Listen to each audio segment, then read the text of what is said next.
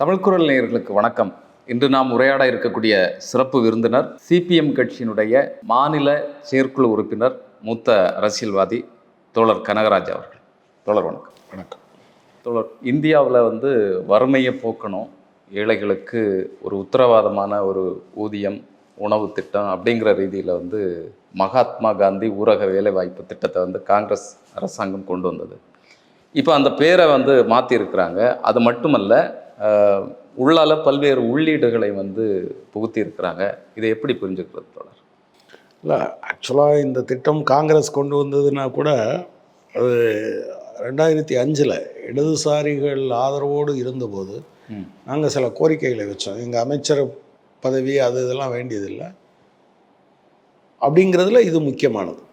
இதுக்கு காரணம் மார்க்சிஸ்ட் கட்சி மற்ற இந்தியா முழுவதும் அப்போது வந்திருந்த பல்வேறு விதமான ஆராய்ச்சிகள் என்ன சொல்லுச்சுன்னா, இன்றைக்கி கிராமப்புறத்தில் பெருமளவுக்கு விவசாயம் எந்திரமயமாகிக்கிட்டே வருது.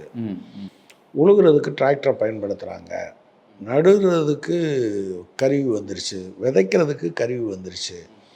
அதே போல் நீங்கள் பார்த்தீங்கன்னா பாசனத்தை கூட அது தானாக பண்ணுறது மாதிரி வந்துருச்சு. அதே போல் பூச்சிக்கொல்லி மருந்து அடிக்கிறதுக்கும் சரி, உரம் போடுறதுக்கும் எந்திரமயம், எல்லாத்துக்கும் அறுவடைக்கு எந்திரம் வந்துருச்சு. ஸோ கிராமப்புறத்தில் இருக்கக்கூடிய ஏழை விவசாயிகள், விவசாய தொழிலாளர்கள், இந்த விவசாய தொழிலாளர்கள்ங்கிறது இதுவே இல்லாமல் இருக்கவங்க, நிலம் இல்லாதவங்க. ஏழை விவசாயிகள்ங்கிறதுக்கு நிலம் இருக்கும், ஆனால் அவங்களுடைய வாழ்க்கைக்கான தேவையில் பெரும்பகுதி பிறர் நிலத்தில் அல்லது பிற வேலைகளில் செய்வதன் மூலமாக வரும். இந்த 2 பேரும் கடுமையான கஷ்டப்படுறாங்க. இதனால் இவங்க இடம்பெயர்றாங்க. இடம்பெயர்வதால் குழந்தைகளுடைய படிப்பு பாதிக்கப்படுது. இன்னொரு பக்கம் நகரங்களில் பெரும் நெருக்கடிகள் ஏற்படுது.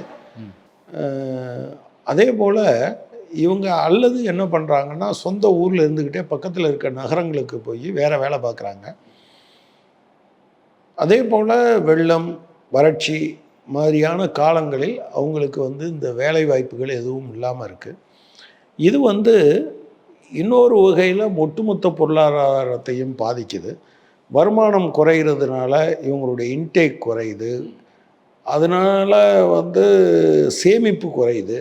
சேமிப்பு குறைவதால் அவங்க சந்தையில் பிற பொருட்களை வாங்குவது குறையுது. இப்படி பல விஷயங்கள், ஒரு சங்கிலி தொடராக பல்வேறு விஷயங்கள் இருக்குது. ஸோ அப்போது நீங்கள் ரியலாக கிராமப்புற ஏழைகளுக்கு இதை உரிய வருமானத்தை கொடுக்கணும் அப்படின்னு சொல்லும்போது தான் இந்த மகாத்மா காந்தி தேசிய ஊரக வேலைவாய்ப்பு திட்டம் உருவாக்கப்பட்டது.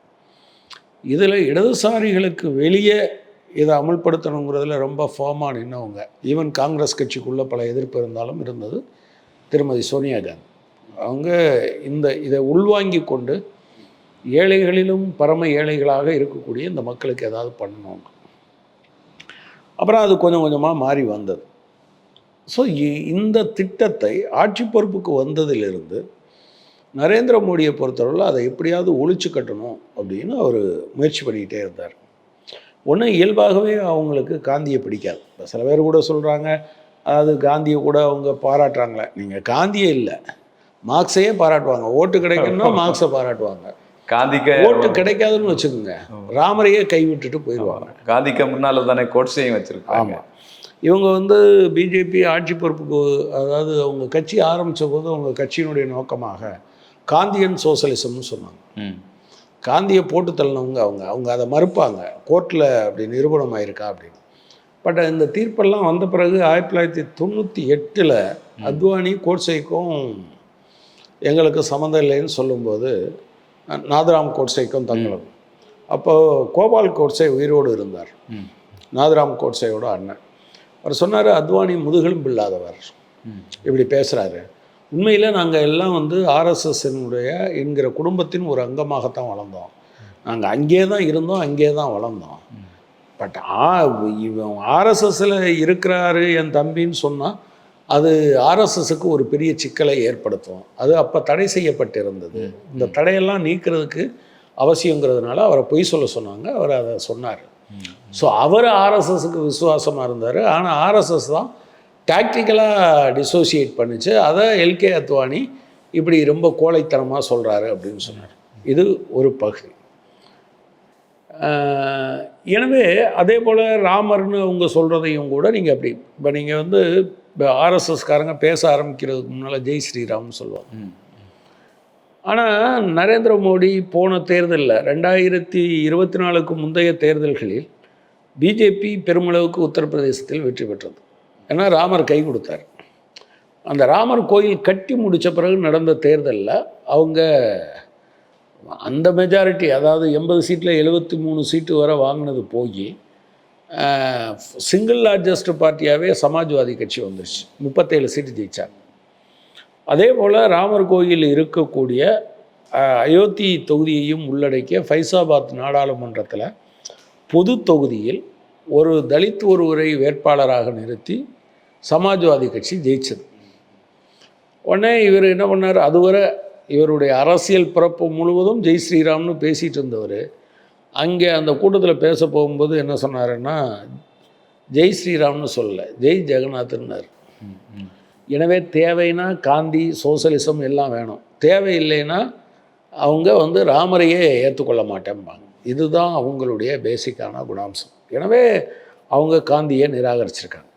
அடுத்தது வந்து இந்த திட்டத்தை சீர்குலைக்கணும்னு அவங்க ரைட் ஃப்ரம் த பிகினிங் நினச்சாங்கங்கிறதுக்கு அவர் வந்து ஒரு மானுமெண்டல் எரர் அப்படின்னு தான் அதை ஆரம்பித்தார். அப்புறம் இதில் பார்த்திங்கன்னா இது வந்து டிமாண்ட் ட்ரிவன், கேட்குறதுக்கு தகுந்த மாதிரி வேலை கொடுக்கணும். அதனால தான் இது எப்போதுமே பட்ஜெட்டில் பார்த்திங்கன்னா பட்ஜெட் மதிப்பீடு ஒன்று இருக்கும், அதுக்கடுத்து வந்து திருத்தப்பட்ட மதிப்பீடு இருக்கும், ஆக்சுவலாக செலவழித்தது அதை விட அதிகமாக இருக்கும். பட்ஜெட் மதிப்பீடை விட திருத்தப்பட்ட மதிப்பீடு அதிகமாக இருக்கும், திருத்தப்பட்ட மதிப்பீடை விட செலவழித்தது அதிகமாக இருக்கும். கூடுதல் ஆட்கள் சேர்ந்துட்டு இருப்பாங்க, அல்லது வறட்சி வந்துருச்சுன்னா கூடுதலாக கேட்பாங்க அப்படிங்கிறது. பட் என்னன்னா இவங்க ஸ்லோவாக அதை எப்படி குறைக்க ஆரம்பித்தாங்கன்னா, ஒன்று டிஜிட்டல் வெரிஃபிகேஷன் சொல்லி அவங்க வந்து ஸ்மார்ட் ஃபோன் வச்சுருக்கணும், கைரேகை வைக்கணும், முகத்தை காமிக்கணும் அப்படிலாம் சொல்லி நிறைய பேரை கிட்டத்தட்ட ஒரு 27 லட்சத்துக்கு மேற்பட்டவர்களை நீக்கினாங்க. அது ஒன்று. ரெண்டாவது என்ன பண்ணாங்கன்னா, ஏற்கனவே மாநிலங்கள் நிதி நெருக்கடியில் இருக்கிற போது ஆரம்ப காலத்தில் 10% மட்டும்தான் மாநில அரசாங்கங்கள் செலவழிக்க வேண்டியதாக இருந்தது. அதாவது அந்த 10%ம் என்னென்னா வேலைக்கான கூலி இல்லை, சூப்பர்வைஸ் பண்ணுற ஸ்டாஃபு ஸ்டேட் கவர்மெண்ட் ஸ்டாஃபாக இருப்பார், அதே போல் அதுக்கான தளவாட சாமான்கள், இது ரெண்டும் சேர்த்து 10%க்கு உள்ளே தான் வரும். அடுத்து அதை 25%ஆக மாற்றினாங்க. இப்போ அதை 40%ஆக மாற்றிருக்காங்க. ஒன்று. மூன்றாவது விஷயம் வந்து நீங்கள் வந்து சம்பளத்தை கொடுக்கறதில்ல. இந்த கிராமப்புறத்தில் இருக்கவர்களை வந்து அன்றாடம் உழைத்து சாப்பிடக்கூடிய மக்கள், அவங்க கைக்கு இந்த ரூபா போச்சுன்னா தான் அவங்க சாப்பாட்டு தட்டில் சோறு விழும். ஆனால் நீங்கள் வந்து 7 மாதம் அந்த அளவுக்கெல்லாம் பணம் கொடுக்காமல் வச்சுருக்கோம்.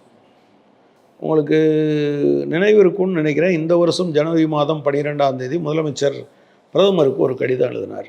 100 நாள் வேலை திட்டத்தில் இருக்கவங்களுக்கு சம்பளத்தை நீங்கள் உங்கள் பங்கை கொடுக்கல அப்படின்னு சொல்லி. அப்போ அவர் சொல்லியிருந்தது 1056 கோடி ரூபா. அப்படின்னா ஒரு 2.5 மாதம் அல்லது 3 மாதம் பாக்கியாக இருந்திருக்கணும்.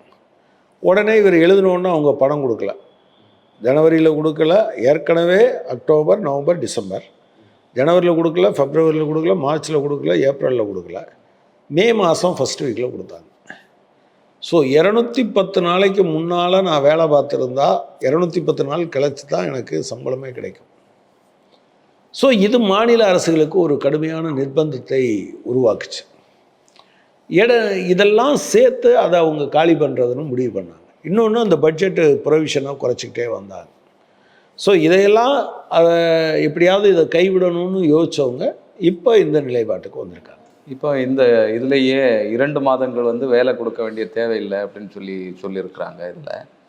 இது வந்து நில உரிமையாளர்களுக்கு சாதகமாக இப்படி ஒரு முடிவு எடுத்திருக்கிறாங்க அப்படின்னு சொல்லப்படுகிறது. பெரும் பண்ணையாளர்களுக்கு சாதகமாக வேலைக்கு ஆள் கிடைக்கிறதில்ல இப்படிங்கிற ஒரு பார்வை பார்க்கப்படுது. இது எப்படி பார்க்குறீங்க? இல்லை, அது கூட அவங்களோட ஓட்டை வாங்கணுங்கிறதுக்காக இவங்க சொல்கிறாங்களே தவிர, உண்மையில் என்னென்னா அத்தனை பேருக்கு வேலை கிடைச்சிருதா என்ன? நீங்கள் ஒன்ஸ் ரெகுலராக எனக்கு வேலை கிடைக்கலன்னா ஒரு பகுதி ஷிஃப்ட் ஆகிடும். அந்த 2 மாதத்துக்கு மட்டும் நம்ம ஊரில் இருக்கக்கூடிய இவர் வந்து கூலி வேலைக்கு ஆள் தேடுறாருன்னு திருப்பூருக்கு வேலைக்கு போனவர், சென்னைக்கு வேலைக்கு போனவர் திரும்ப இங்கே போவாரா? போக மாட்டாங்க. ஆனால் என்ன பிரச்சனைனா, நீங்கள் 60 நாளைக்கு உனக்கு சம்பளம் கொடுக்க மாட்டேன்னு சொல்கிறாங்க. அது மட்டுமே இல்லை, அதில் இந்த திட்டத்தினுடைய நோக்கத்தை சீர்குலைக்கிறது மாதிரியும் சிதைக்கிறது மாதிரி தான் முதல்லேருந்து வருது. இப்போ என்ன, இந்தியாவில் இருக்கக்கூடிய எல்லா கிராமப்புறங்களிலும் இது அமல்படுத்தப்படும். ஆனால் புதிய திட்டத்தின்படி அவங்க நோட்டிஃபை பண்ணுற, சென்ட்ரல் கவர்மெண்ட்டு நோட்டிஃபை பண்ணுற ஏரியாவில் மட்டும்தான் அமல்படுத்தப்படும். இப்போ தமிழகத்தில் ஒரு இடத்துல வேலைன்னா ஒரு இடத்துல வேலைன்னு முடிவெடுத்தாலும் சரி, தமிழ்நாட்டுக்கே நாங்கள் கொடுக்க வேண்டாம்னு நினைக்கிறோன்னு கூட அவங்க முடிவெடுப்பாங்க. இதை இப்போ ஏற்கனவே வந்து நிதியெல்லாம் வட மாநிலங்களுக்கு கொடுத்துட்ருக்குறாங்க. அது ஒன்று. ரெண்டாவது அம்சம் என்னன்னா, இப்போ அது யூனிவர்சலாக இருக்குது. யூனிவர்சலாக இருக்குது அப்படின்னு சொன்னால் நீங்கள் வந்து எந்த கிராமத்தில் வேணாலும் கேட்கலாம். மூணாவது, அது டிமாண்ட் ட்ரிவன். நான் வேலை கேட்டால் நீங்கள் வேலை கொடுக்கணும் 15 நாளைக்குள்ளே. அப்படி நீங்கள் 15 நாளைக்குள்ளே வேலை கொடுக்கலன்னு வச்சுக்கோங்க, எனக்கு சம்பளம் கொடுக்கணும், அந்த விஷயம். அப்புறம் மூணாவது, மாநிலங்களுக்கு வரக்கூடிய இந்த நெருக்கடி. இப்போ என்ன சொல்கிறாங்க, குறைஞ்சபட்சம் ஒரு 4300 கோடி ரூபாய் தமிழ்நாடு அரசாங்கம் கூடுதலாக செலவழிக்க வேண்டியிருக்கும்னு சொல்கிறாங்க. இதை தவிர இன்னொரு விஷயம் என்னன்னு சொன்னால், இப்போ இன்றைக்கி இந்தியன் எக்ஸ்பிரஸ் என்ன தலையங்க எழுதியிருக்காங்கன்னா, நீங்கள் வந்து கிட்டத்தட்ட 9700 கோடி ரூபாய் இன்னும் பாக்கி வச்சுருக்காங்க. ஏன்னா அப்புறம் இதுவரை இருந்தது என்னென்னா, நான் வேலை கேட்டால் கொடுக்கணுங்கிறதா அந்த பஞ்சாயத்துக்கள் முடிவெடுக்கும். இப்போ அவங்க என்ன முடிவெடுக்கிறாங்க அப்படின்னு சொன்னால், பஞ்சாயத்துக்கள் எந்த பஞ்சாயத்தில் வேலை நடக்கணும்னு அவங்க மேலேருந்து சொல்லுவாங்க. இந்த பஞ்சாயத்தை தேர்ந்தெடுத்துட்டா யார் வேலை பார்த்தாங்க என்னென்னு கணக்கு வச்சுட்டு கொடுக்குறது மட்டும்தான் இவங்களோட வேலை. அப்புறம் நாங்கள் 125 நாளாக மாற்ற போகிறோங்கிறது இருக்குல்ல, அது மாதிரி ஃப்ராடு வேறு ஒன்றும் இல்லை. பொதுவாக கிராமப்புறத்தில் ஒரு சொலவடை சொல்லுவாங்க, படிக்கிறது ராமாயணம், இடிக்கிறது பெருமாள் கோயில்னு. சங் பரிவாரை பொறுத்தளவில் பெருமாள் கோயிலை இடிக்கிறதுன்னு முடிவு பண்ணிட்டாங்கன்னு வச்சுக்கோங்க, முக்குக்கு முக்கு நின்று ராமாயணத்தை படிச்சுட்டு இருப்பாங்க. ஏன்னா இவன் இடிச்சிட்டு வரும்போது அவன் ராமாயணம் படிக்கிறவங்கப்பா, இதெல்லாம் சொல்ல மாட்டான்னு சொல்கிறதுக்காக. அந்த மாதிரி இவங்க என்ன பண்ணுறாங்க, 125 நாள் கொடுக்கக்கூடாதுன்னு இந்த சட்டத்தில் ஒன்றும் தடை இல்லை. குறைந்தபட்சம் 100 நாள் தான் இருக்குது. கிட்டத்தட்ட 5,78,00,000 பேர் அட்டை வைத்திருக்கிறார்கள். அதில் 47 லட்சம் பேருக்கு தான் 100 நாள் வேலை கிடச்சிருக்கு போன வருஷம். 10% கூட இல்லை. 10%னா 5.78னா 57 லட்சம் பேருக்கு அது கொடுத்துருக்கோம் இல்லை. அதே போல் சராசரி ஒரு ஆண்டில் ஒரு நபருக்கு சராசரி எவ்வளவு வேலை கிடைக்குதுங்கிறது போன வருஷம் 52 நாள், அதுக்கு முந்தின வருஷம் போன வருஷம் 50 நாள், அதுக்கு முந்தின வருஷம் 52 நாள், அதுக்கு முன்னால் 60 நாள் வரை இருந்தது. ஸோ தொடர்ச்சியாக குறைச்சிட்டே வந்திருக்காங்க. அப்போ இது எல்லாத்தையும் சேர்த்து பார்த்தீங்கன்னு வச்சுக்கோங்க, இந்த திட்டத்தை அடியோடு சீர்குலைப்பது தான் இவங்களுடைய வேலை. நீங்கள் இந்த திட்டம் அமலானதை விடுங்க, இவங்க வந்த பிறகு 2014 இருந்து 2024 வரை உள்ள காலகட்டத்தில் 18,56,000 கோடியை பெருமுதலாளிகள் வாங்கின கடனை வராக்கடனை தள்ளுபடி பண்ணியிருக்காங்க. அதில் பாதி தான் இது வந்திருக்கும் இத்தனை வருஷமும் சேர்ந்து. 2014 இருந்து. ஆனால் இவங்க இப்படி பண்ணி வச்சுருக்காங்க. எனவே அந்த திட்டத்தை முழுமையாக சீர்குலைப்பது என்பது தான் அவங்களுடைய நோக்கமாக இருக்குது. அதான் இந்தியன் எக்ஸ்பிரஸ் என்ன எழுதியிருக்காங்க, குழந்தையை குளிப்பாட்டுறேன்னு சொல்லி குழந்தையோடு சேர்த்து ஊற்றுன தண்ணியை ஊற்றுறேன்னு குழந்தையும் தூக்கி ஊற்றுறிய, உண்மையிலேயே நல்லா செயல்பட்டுக்கிட்டு இருக்க ஒரு திட்டம் எதுக்காக இப்படி பண்ணுறாங்கன்னு கேட்டிருக்காங்க. இதனுடைய உள்நோக்கம் என்னது? இந்த பட்ஜெட்டு தாங்காமல் இப்படி பண்ணுறாங்களா, இல்லைன்னா இந்த பட்ஜெட்டு சாதாரண மக்கள் தானே, சாதாரண 18 லட்சம்னா இது பட்ஜெட்டு தாங்காதுன்னா 18,56,000 கோடியை தள்ளுபடி பண்ண வேண்டிய அவசியம் உங்களுக்கு எங்கேருந்து வந்தது? பெருமுதலாளிகளுடைய டேக்ஸை 30%லேருந்து 22% குறைக்க வேண்டிய அவசியம் எங்கேருந்து வந்தது? எனவே அது இல்லை. இப்படி ஒரு கூட்டத்தை வச்சுருக்கும்போது இது வெறியில் இருக்கும், வேலை இல்லாமல் இருக்கிற போது. அவன் தான் கடப்பாறையை கொடுத்து எங்கே வேணாலும் வாங்கினா வருவான். அவனுக்கு ஒரு பெர்மனன்ட் ஜாப், நிலையான வேலை, பிள்ளைங்க நல்லா படிக்குது அப்படின்னா அவங்கெல்லாம் போக மாட்டாங்கள்ல. ஸோ அதுக்கான ஏற்பாடு தான் இது. பாஜக மீதான வெறுப்பாகவும் கோபமாக தானே மாறும். அவங்க அதை மாற்றுறதுக்கு தான் இப்போ இங்கே திருப்பரங்குன்றம் எடுக்கிறது மாதிரி இன்னொரு இடத்துல ஏதாவது ஒரு இடத்த எடுப்பாங்க. அவங்க பேசிக்கான விஷயமே என்னென்னா, மக்களை பாதிக்கிற நடவடிக்கைகளை எடுப்பாங்க.